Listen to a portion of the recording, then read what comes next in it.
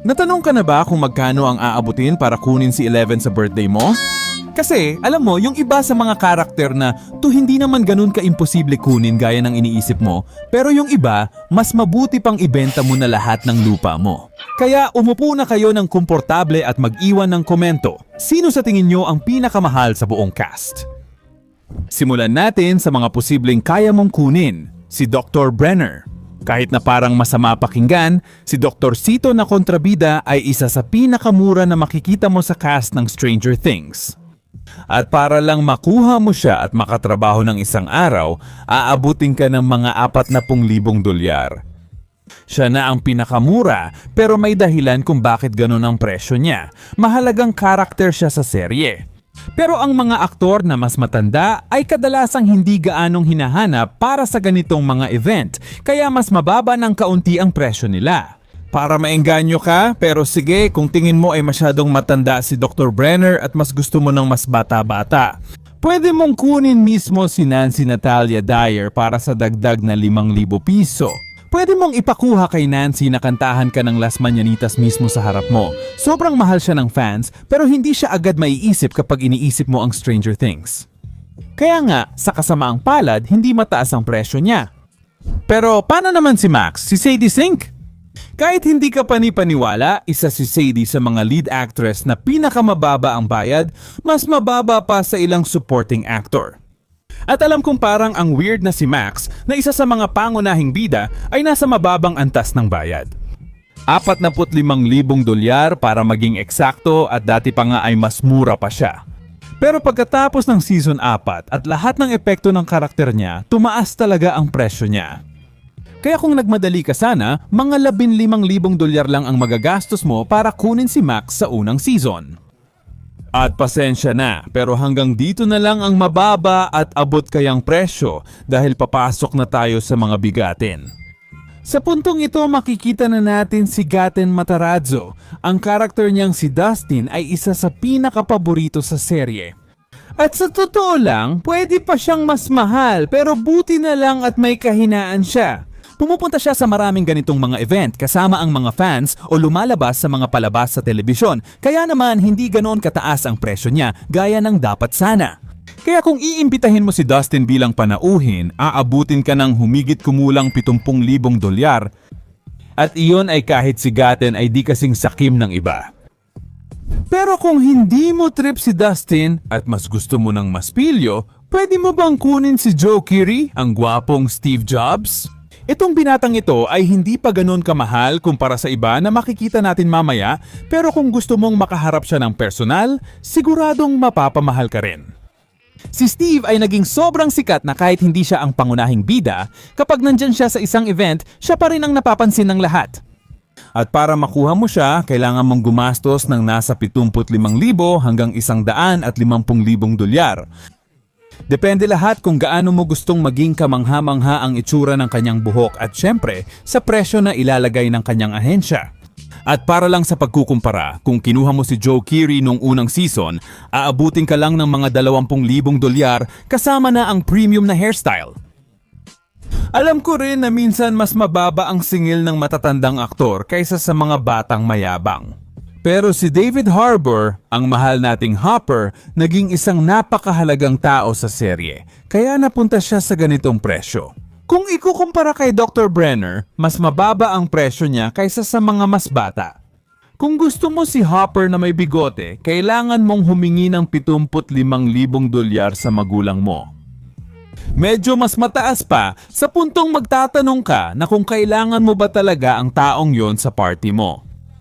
Nandyan ang mga aktor tulad ni Charlie Heaton, si Jonathan Byers, na ang pagkuha sa kanya ay tinatayang nasa 85,000 dolyar si Byers, na tinatayang nasa 85,000 dolyar. At alam kong parang ang weird na mas mahal pa siya kaysa sa mga aktor tulad ni Sadie Sink o kahit kay Gaten mismo. Pero may medyo makatwirang paliwanag dito, at iyon ay habang mas kaunti ang mga event o pampublikong paglabas niya, mas nagiging mahal siya. Si Charlie ay hindi yung tipo na laging nasa mga convention, kaya kapag tumanggap siya ng isang pribadong event, mas mataas ang singil niya para sulit sa kanya. Samantalang si Gaten at ibang aktor ay mas madalas sumali sa event at kayang magbigay ng mas mababang presyo. Pero kung ang pinakamalaking pangarap mo ay makita mismo si Vecna ng personal, posible rin naman ito, pero medyo mas mahal nga lang talaga.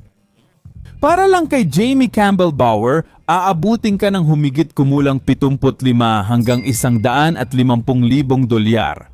Pagkatapos ng season 4, sobrang tumaas ang demand kay Jamie Campbell Bower, kaya tumaas din ang presyo niya. Pero kung gusto mo siya, kasama na ang makeup at ang pagganap niya bilang Henry Creel, maaari kanyang singilin ng dagdag na 50,000 dolyar. Pero sulit naman siguro, hindi ba? Alam ko na baka iniisip nyo na mas mura ang ibang aktor dahil sandali lang sila lumabas sa Stranger Things. Pero aba, sorpresa. Madalas sila pa nga ang mas nagiging mahal, Si Billy ay nasa pagitan din ng 85 hanggang 150,000 dolyar. At kahit wala na siya sa serye, marami pa rin siyang tagahanga at may karera pa siya sa musika, kaya mas mataas ang presyo niya. Isipin mo, di lang siya pupunta sa party mo para sa cake at tacos, pwede ka pa niyang kantahan at tugtugan. Professional ba ang perya ni si Pilin? Kaya sulit ang dagdag presyo at dito magsisimula ang mga presyong kahit ibenta mo pa ang 2 bato mo, hindi mo pa rin kaya. Malamang yung una na hindi mo kailangang gumastos, mura lang imbitahin at kahit hindi mo paniwalaan, si Maya Hawke Robin ang tinutukoy ko. At kasi siya ay nasa pagitan na ng 100,000 at 200,000 dolyar, isa siya sa mga pinakapaboritong karakter. May bigatin siyang apelido at sariling karera, kaya hindi talaga siya mura. Isipin nyo na lang, siya ang anak ni Uma Thurman, ang bida sa Kill Bill, at malaking bagay na yon pagdating sa presyo niya. Ganon din si Noah Schnapp o Will Byers, dahil sa pagiging sentro ng karakter niya kamakailan at sa kasikatan niya sa labas ng serye. Malamang nasa 120 hanggang 200,000 dolyar ang halaga para lang makasama siya ng ilang minuto sa party mo. Pero dapat magmadali ka dahil sa paglabas ng huling season, siguradong doble ang itataas ng presyo niya. Huwag kalimutan, lahat ng batang bida nung season 1 ay may presyong nasa 10,000 hanggang 15,000 dolyar. At ngayon papasok na tayo sa 100,000 zone. Kailangan mong magdesisyon kung pipiliin mo ang bahay mo o isasama ang isa sa mga karakter na ito sa party mo. Ang unang magbubukas ng listahang ito ay si Finn Wolfhard Mike. Hindi inilalathala ng kanyang ahensya ang presyo, pero bilang pangunahing bida mula pa sa simula, musikero, aktor sa mga sikat na prangkisa tulad ng IT at bukod pa rito, direktor din siya. Tinatayang nasa pagitan ng 150,000 at 250,000 dolyar. Kung gusto mo pa siyang kumanta ng isa, dagdag gastos pa. At sa hanay na ito, makikita rin natin si Eddie Monzon na ginampanan ni Joseph Quinn. Isa siyang espesyal na kaso dahil kahit isang season lang siya lumabas, sobrang lakas ng naging epekto niya. Nagkaroon ng mga t-shirt, memes, konsyerto, TikTok, lahat-lahat. Kaya, dahil sa sobrang demand, si Eddie ay maaaring umabot sa pagitan ng 100,000 at 50,000 at 300,000 dolyar, walang problema. At syempre, may dagdag pang kaunting dolyar. Kung gusto mong kantahin niya ang Master of Puppets para sa'yo, tulad sa serye, sa bandang huli na, kung saan tanggap mo na talagang hindi mo kaya, nariyan si Winona Ryder-Joyce, kahit wala siyang opisyal na presyo at hindi siya ganoon kasentro sa serye, pinag-uusapan natin dito ang isang alamat ng Hollywood. Muling sumigla ang kanyang karera dahil sa Stranger Things matapos ang iskandalo. At dahil doon, tumaas ng husto ang kanyang presyo, kaya madali siyang pwedeng umabot sa pagitan ng 200,000 at 50,000 hanggang 400,000 dolyar. Ganon na kamahal ang nagiging sitwasyon. At sa wakas, ang dalawang pangalan na kahit 3 utang pa sa bangko, ibenta mo pa ang bahay mo at lahat ng mga laman loob mo, hindi mo pa rin kayang abutin. Ang una, nakakagulat, ay si Caleb McLaughlin Lucas Sinclair na ikinagugulat ng marami pero nasa pagitan ng 300,000 at halos 500,000 dolyar ang kita. Ito ay dahil siya ang pangunahing bida, may matibay na personal na tatak at laging nasa mga events. Pero sa tingin ko, ginagawa lang talaga ito para hindi magmukhang racist. At ang huling pangalan, siguro alam nyo na kung sino. Si Millie Bobby Brown, si Once ang mukha ng Stranger Things. Siya na talaga ang mukha ng mga pelikula, red carpet, Netflix, lahat dumadaan sa kanya. Ang presyo niya ay nasa pagitan ng 300,000 at halos 500,000 dolyar. At kung dumating siya sa party mo, malamang hindi mo na kailangang magtrabaho habang buhay.